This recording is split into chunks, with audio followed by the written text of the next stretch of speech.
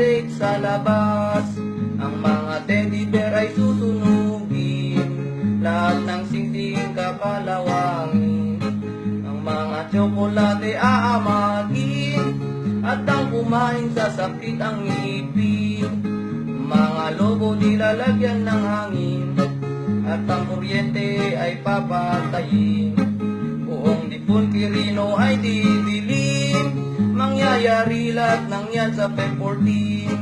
Walang magsasaya sa Feb 14, wala nang Valentine sa Feb 14. Diretso na agad sa Feb 15, o Pebrero sa kalendaryo ay alis